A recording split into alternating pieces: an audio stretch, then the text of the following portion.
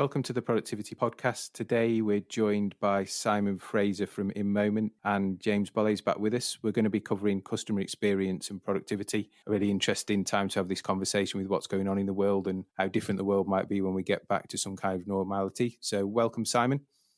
Good morning, Simon. How are you? Good, thank you. Sunny morning, good time to be recording. Do you want to give us a bit of background on your world and how you landed in InMoment and where we met each other? Gosh, how I landed at InMoment. Actually, I met James about 10 years ago in a Cafe Republic in Abingdon when I was considering moving into the world of customer experience. So before I joined InMoment, or Empathica as it was then, I'd worked for a decade at the Nielsen Company, and I loved working with retailers. I loved being able to understand sort of how customers behave, how customers think.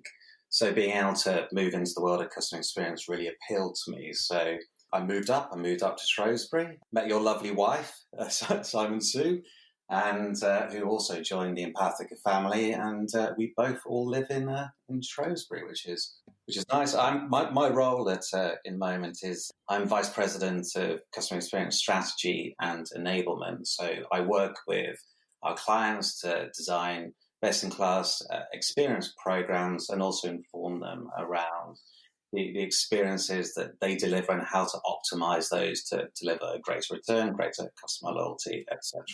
So I think we've got the longest job title so far then, and clearly James has got the coolest job title. So welcome back, Captain James. Thank you very much for having me, Sir Simon. We're in a strange place at the moment with being locked down and COVID, and customer experience has always been a buzzword in retail, and people hang lots of things off it. A bit like some of the purpose stuff we talked about, James. So for those listeners that don't necessarily know what Rethink does, we help identify service enhancements, opportunities, time savings, give people a roadmap of where they can maximise their processes. From your experience, Simon, and then any supplementary bits, James, why does customer experience matter? So, I mean, similar to productivity, at the end of the day, customer experience matters because it helps sustain businesses. It helps those businesses deliver against their key economic pillars, such as customer acquisition, customer retention, customer upsell, and managing of costs. The most successful brands, be it they in hospitality or retail or banking, very much focus on the experience that they deliver.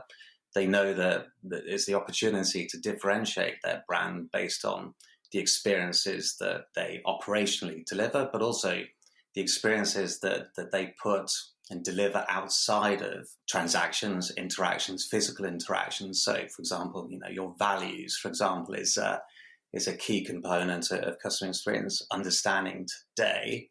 Similar also with productivity, that if I was to look at an estate's performance on customer experience, say year on year, those stores, those restaurants that are delivering the greatest improvement in terms of the customer experience they deliver will also deliver better commercial metrics, be it sales increases or average transaction value increment as well. So there's a real connection between and similarity between the work that you do, Simon, and also the work that we do as InMoment in terms of identifying opportunities to improve the experience and make it more effective, maybe not always efficient, but make it always effective. So that's a big focus for us.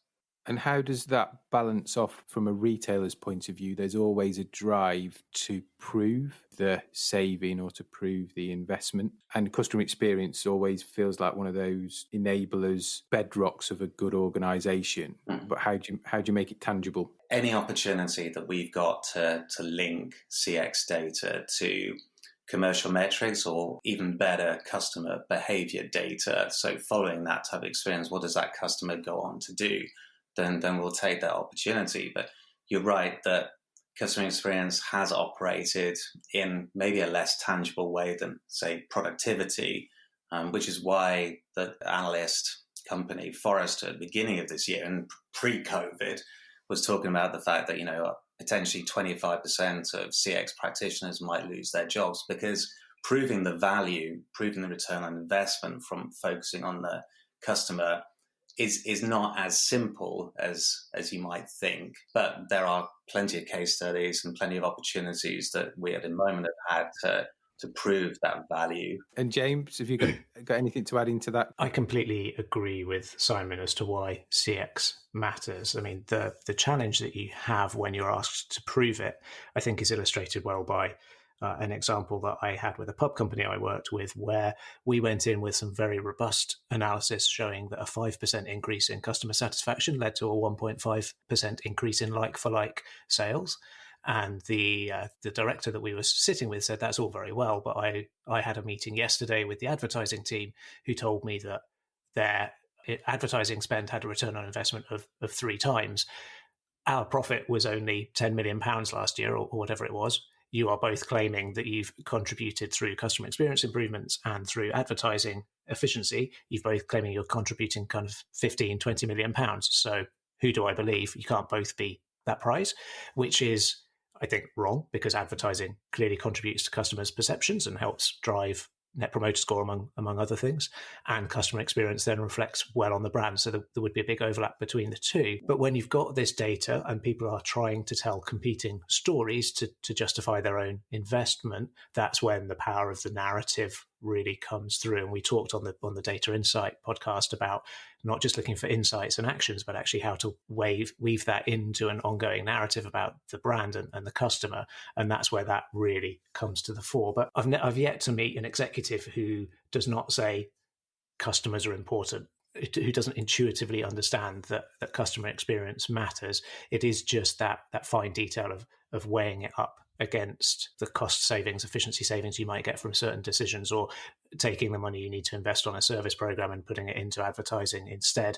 That's the trade-off that they're taking all the time. And in that case, it's as much, you need as much intelligent analysis as you can get. From my point of view, somebody who consults brands on discovering a purpose beyond making money and standing for something with customers, customer experience is probably the most important thing, because customer experience is what proves your brand actually stands for the values it says it does, and it's the physical manifestation of what your brand stands for with customers every day. So for me, there probably isn't a more important thing to focus on than customer experience. But just saying that doesn't really persuade any executives that that's what they need to focus on. I think sometimes we try to answer these questions at a macro level, at a brand level, or even at a channel level. So my advice to anyone who's looking to prove the value of customer experience is at first to start at a smaller, maybe more tactical level. So, for example, looking at individual customer trip spend,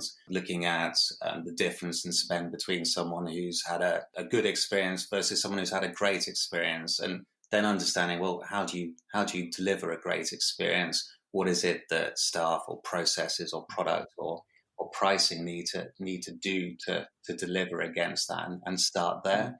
The rewards will come, but as James is saying, that there is a lot of noise, a lot of different factors behind a business's success. So it's being as laser focused as you can as to what you can change and measure that. Would be my advice. Excellent. And we mentioned Net Promoter Score there. So there may be listeners who don't understand or have worked with that metric. So a quick explanation of Net Promoter Score. Net Promoter Score actually came out of, was it Fred Reichheld? He came up with the idea that there was one number. If you could change that, if you could change customers' likelihood to recommend a brand or an experience to their friends and family, that you would drive a commercial return off that.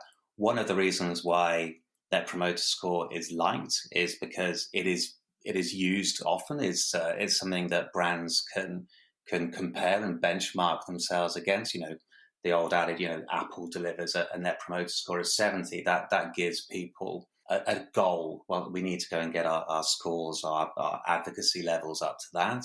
Another benefit of Net Promoter Score is the fact that, in comparison to, say, top box satisfaction, I was very satisfied with my experience. Everyone always gets focused on the great experiences, whilst Net Promoter Score takes into account that you might be delivering high levels of promoters or people who've enjoyed that experience, but what about at the other end, the other extreme?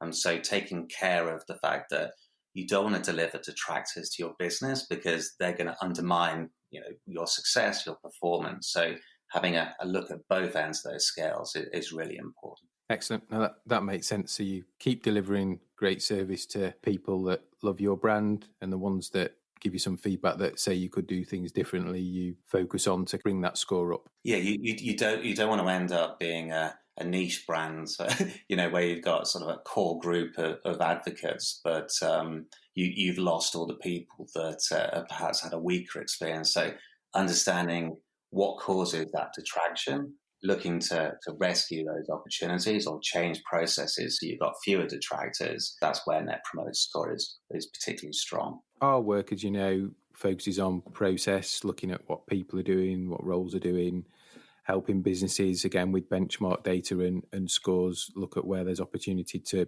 either drive more time to serve customers or to streamline process and save some money, or indeed a mixture of both. Mm-hmm. Key things we see are the two big things that suffer if either the wage allocation isn't correct or there's too much to do in the store, the coffee shop, the hotel. Is service suffers because it's the first thing that be affected. So queues are longer, or it takes longer to get the food to the table. All those kind of things happen, longer to check in. Training suffers for the colleagues. What have you seen in terms of efficiency and customer experience where people have got a good balance? And do you see those kind of conflicts as well? Yeah, I guess it would be naive to think that throwing budget at a problem and not thinking about the efficiencies that you deliver is the solution. I think that making changes in terms of operational changes, that you've got to be thinking both about the cost around that, but also the opportunity loss if you don't fund or you don't have the resource around to deliver. There's a really interesting friction challenge, I'd say, in fashion retail that maybe Simon, you've looked into this yourselves, that around the fitting room experience. And it's almost caused a rift in the world of fashion around how best to resource the fitting room operation. So we know that an upsell opportunity is there. So, for example, you've come out in your shirt or your trousers, and there's someone there to say, "Actually, I think that really suits you. I think that perhaps you should try this jumper on top." That is clear that there's an opportunity there. But I've seen many businesses who've stripped back around the fitting room, or have put the more junior person at the fitting room, thinking about the cost there, rather than thinking about the opportunity. So it'd be interesting to think about that cost to serve versus the lost opportunity. And I think that's where, say, CX data and the work that you guys do, understanding how resources are allocated, should form a really strong triangulation, and then look at what's the commercial return from that type of activity. Yeah, fitting rooms to me is aligned to concierge or greeter. We do lots of work in telco, as you know, and they have this concept of a greeter or concierge, and clearly fashion have fitting room attendants. What we tend to find is that centrally the head office will give budget to fund those areas, so that they'll make assumptions of, we cover the fitting rooms for every trading hour or for the top 30 hours. Those stores that deploy that well, the metrics show that it drives a benefit. In a telco, if there's a concierge and you find out quickly what my journey is to buy a top-up, to buy a new contract phone, to ask a help and advice question, I get siphoned off into the right channel a lot quicker. Yeah. My experience is quicker and better, and I've waited less. Fitting rooms is really interesting. When they're manned, lots of things happen. So you sell more, your shrinkage goes down because there's less theft within that area. It's a big part of theft for lots of organisations. So we've seen organisations tackle it in a number of ways. It all comes back down to the local deployment. So we've seen organisations where they've said every hour you will have someone at the fitting room, and then they take work to the fitting rooms because there's lots of downtime. So they'll take rehanging work, tagging work, whatever it might be there. So there's always someone there, because it comes back to the challenge of, if someone keeps disappearing off, people wander in and out, and they went in with 3 items, came out with 2, or actually if they need a different size, how do they have to get dressed, go back and get the jeans, go back in, they probably won't bother. Back to, I think, my earlier point of, if the operation isn't running efficiently, manning the fitting rooms is one of those customer service things that's very easy to take off, put that person on the till, and kind of who knows, it was never manned. And there's some technology out there now, they can track people dwelling around the changing room, and you can call extra attendants. It's akin to concierge, even self-checkouts in supermarkets. The physical deployment can differ very significantly from how the central teams assume it's deployed and the funding around it, and clearly that has a massive impact in the customer experience metrics. I love the use of the concierge analogy there, because I know that I think I've done a piece of work looking at the concierge challenge, that people can look at, well, that's a lot of dead time that guy's or lady's standing outside a hotel. And actually, are they selling anything? Are they what exactly are they bringing from a commercial point of view? Well, actually, it's, to your point, it's around the prestige that it suggests to passing customers. That's a key piece, which is actually quite intangible at times to be able to measure. So I like that example. And I think it's a great example, Simon, of where you need to triangulate the data in terms of, you say you've got this spend on people at the fitting room or the concierge, but actually what are they doing with their time? That's where the productivity measure is really useful to be combined with the customer experience measure with the labour data, because if they're 20% of their time on break and 30% of their time helping tidy up, then they're probably not doing the work that they need to be doing. But if they are just busying themselves at the station and projecting a positive image, that's really positive. I mean, when I look at customer experience versus efficiency, I just always get the feeling that there's a little bit of a misunderstanding at the heart, which is people assume that to get better customer experience, you need to spend more on service, which isn't always true. There's a lot of research looking at when revenue is maximized. I think if you are consistently meeting your customers' expectations across their customer journey, you are probably going to get a very good return on your service investment there. If you start investing more into delivering better service or more service at different parts of that customer journey, you will get a return on that investment, but it might not be multiple times. It might not even be one-to-one. And the truth is that, I mean, I've heard Simon Fraser quote this many times, Daniel Kahneman's research into the remembering self versus the experiencing self. People don't return to brands because of the experiences they've had. They return to brands because of the memories of the experiences that they've had. And therefore, there are certain points in the journey where it's really important to deliver fantastic service and to be emotionally aligned with your customer, particularly at the end of the experience, we would suggest, that the research suggests, but you don't need to go above and beyond throughout the entire customer journey. And actually understanding the customer journey, understanding what your team needs to do at those different points and where they can focus their time is much more important than just seeing as a straight battle between we invest in service, customer experience gets better, we reduce service and we get more efficient. I just don't think that's true. Yeah, there's, I mean, if you think about two of the most successful retail businesses in the UK, TK Maxx and Aldi, neither of those are delivering that sort of a la carte service of say a John Lewis. They deliver great commercial results, and actually their customer experience results are also very strong, very consistent. You know, they deliver well against what customers expect for the experience, and having a clarity, having clear understanding of what it is that you're trying to deliver and delivering that well and consistently is the secret to customer experience. It isn't about always throwing in great moments of delight, although that helps, but delivering against what your customers are expecting, that's the secret. Yeah, that's amazing. And that's where the customer experience strategy and the proposition being clearly linked to what your brand stands for and what you're about as a business.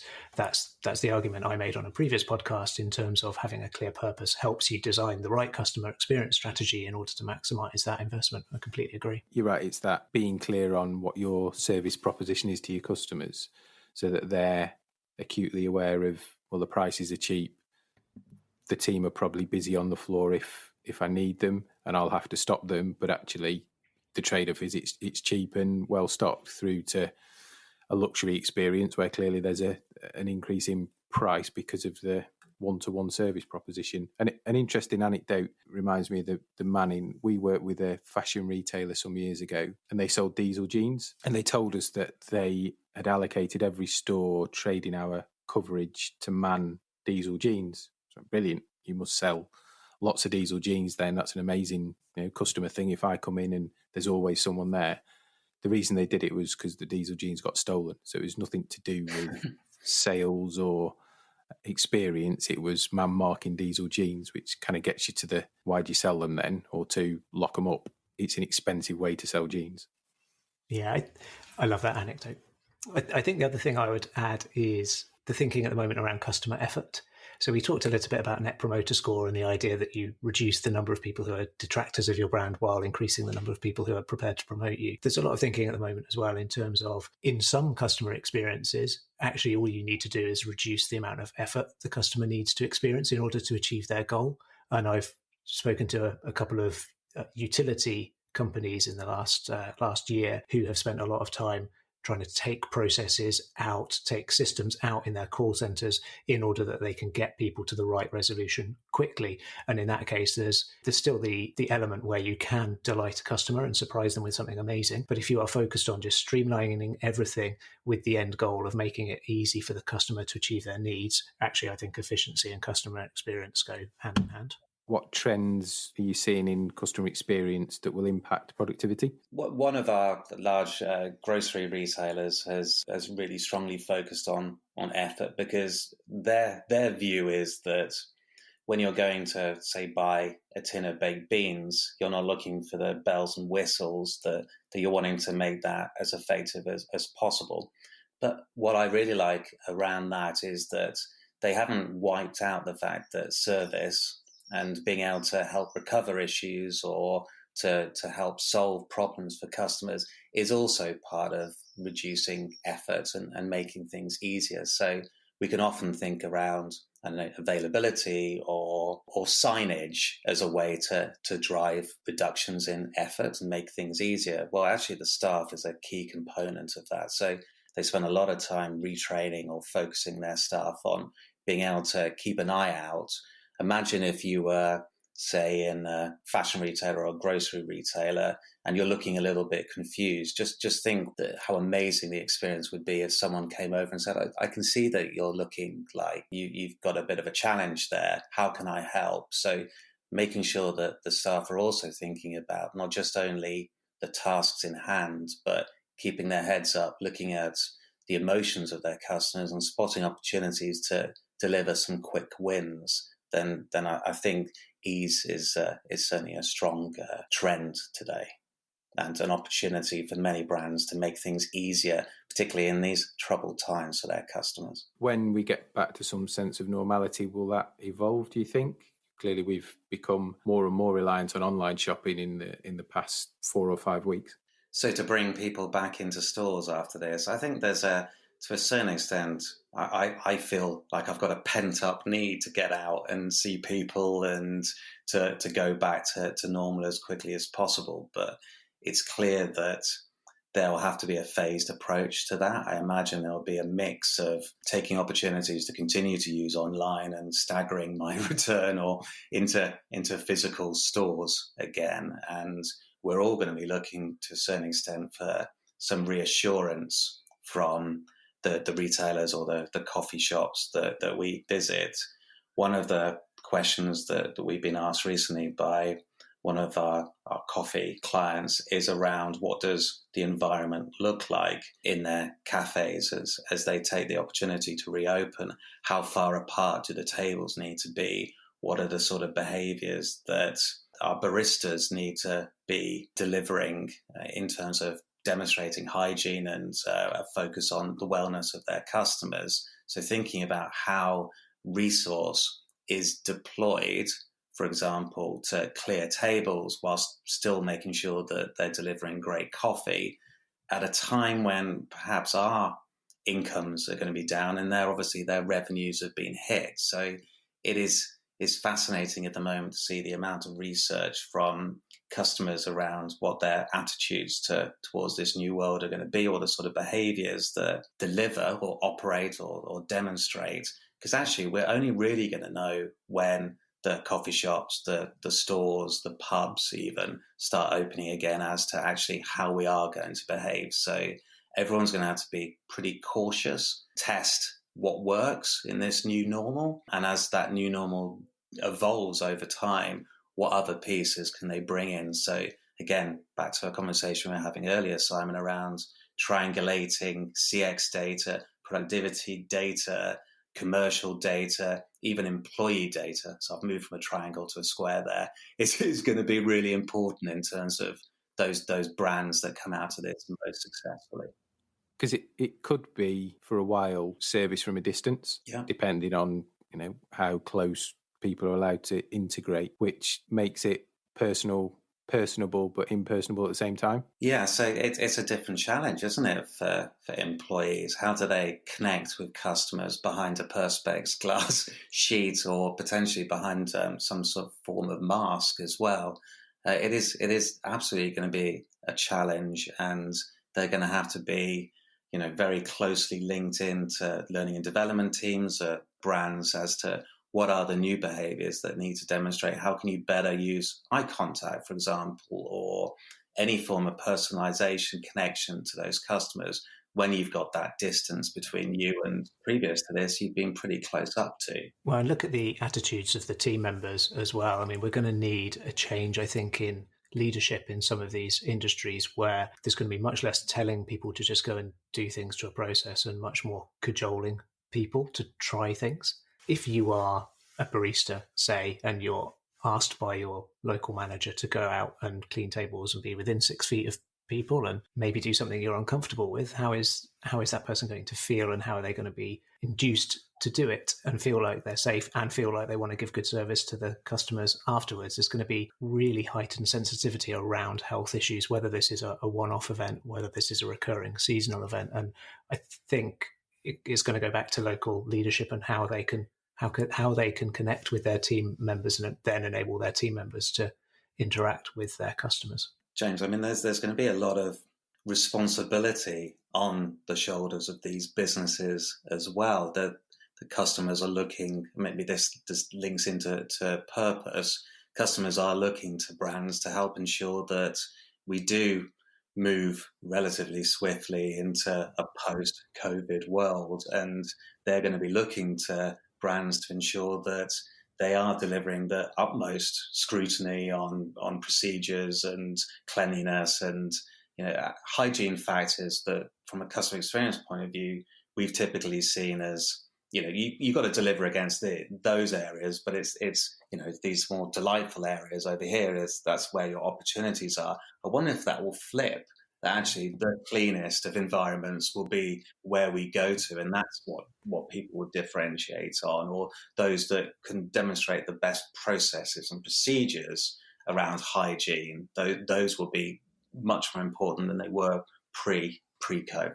Well, I think you've hit the nail on the head. I think there'll be a degree of theatre. It's the environments that are perceived to be cleanest and safest rather than the ones that actually are. And as from the Edelman Trust Barometer, you can see that trust in institutions has been going down for years. Trust in brands has also taken a hit, particularly the tech brands around Cambridge Analytica and Facebook and so on. But who is going to emerge from the COVID crisis as the people that consumers trust? Is it going to be the brands that have treated people right and kept them safe during the crisis? Is it some emerging brands who are going to come back as the new normal emerges, and they're going to be doing lots and lots of agile testing and learning all across their estate to figure out what it is that customers need reassurance on, teams need reassurance on, and how they can subtly adapt their operating models and their propositions to deliver what's best in the new world? It'll be fascinating to find out, because I certainly don't know the answer to that. And coming out of this, actually, employee choice as to who they work for is going to be very interesting as well. You will be drawn towards those businesses to work for that have most looked after their employees, both during this process, but also as we come out of that.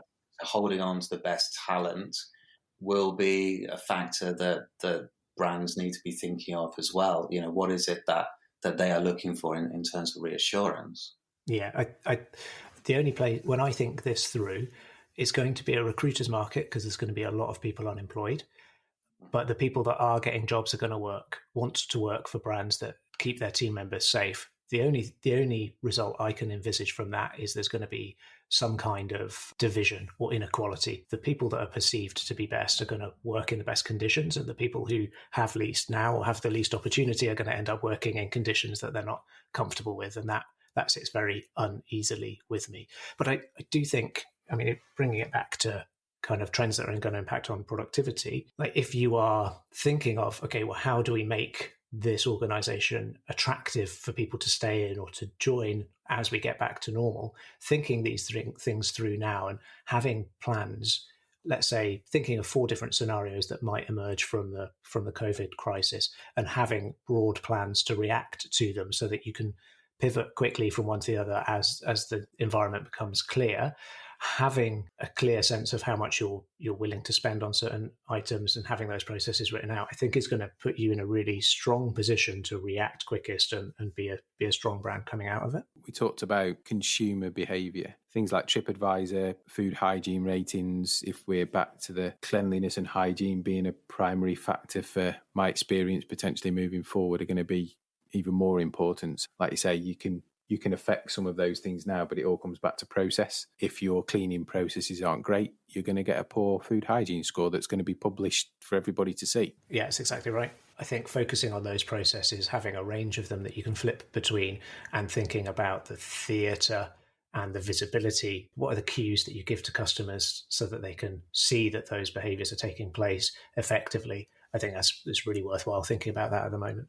Also, that we can get quite metric focused on, I'm sure, in all our different disciplines, but it will be in terms of the emotion, the stories, the sentiment that customers, employees, auditors are going to add and layer on top of this sort of important data as well. That'll be a lot of insight to be gained by looking at the feedback, looking at the text, looking at all the different ways in which people can feed back on their experiences. That we need to go beyond the metrics to really understand the emotion and how well we can empathize with employees, customers, and everyone else will be critical for future success of these businesses. So, Simon, what do you see as the emerging trends in customer experience from a technology point of view? So from a technology point of view, obviously, if you were to go into most retailers now, you're seeing an increased visibility, increased usage of technology. For example, one of its most prominent way would be just self-serve checkouts, which have been around for quite some time.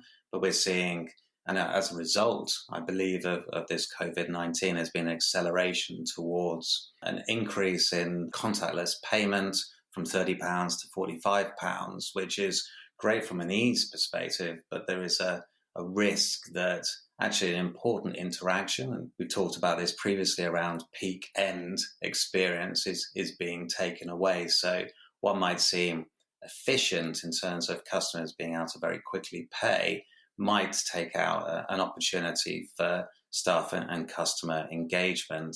And that whole balance between having technology that solves a problem for customers, but goes consistently against what you as a brand is looking to deliver for your customers is a challenge. There are many grocery retailers where, say, the partner interaction at the end of a shopping trip is absolutely critical for the perception that customers have of those experiences and that particular retailer.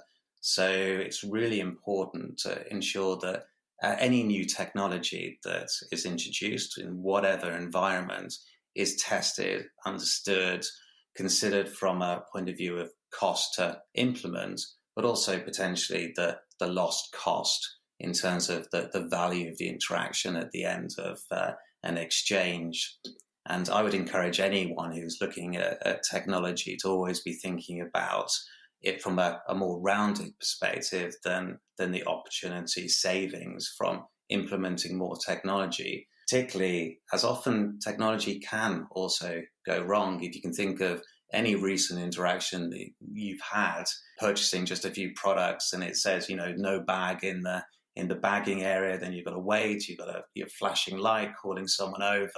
that's not a particularly great way to end an interaction. So getting your processes, your ability to help customers quickly, and keeping, again, your head up and your eyes open to what's going on, what's the emotions from your customers as they're going through that transaction, that's really critical, as well as great, slick technology. And will there be any advances in the way we capture customer experience data?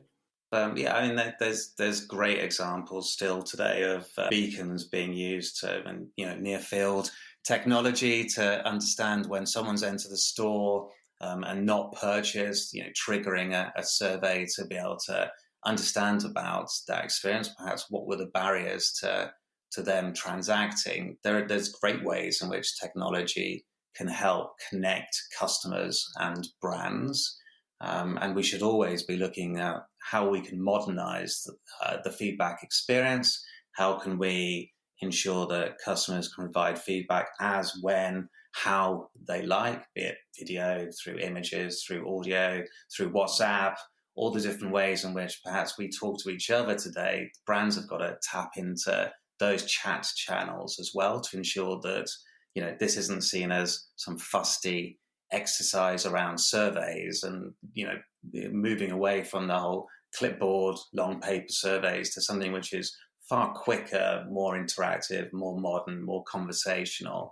Then, always keep your eyes open for what's new, test it, and then consider rolling out. So always that test, monitor, conclude as to what to do with that technology is critical, be it in experience or about the experience. I think we can agree there's no doubt that there's a link between customer experience, productivity, and various other data metrics. The future is going to look different. Maybe different things become more important. So thank you for joining us again, James, and thank you for your time, Simon.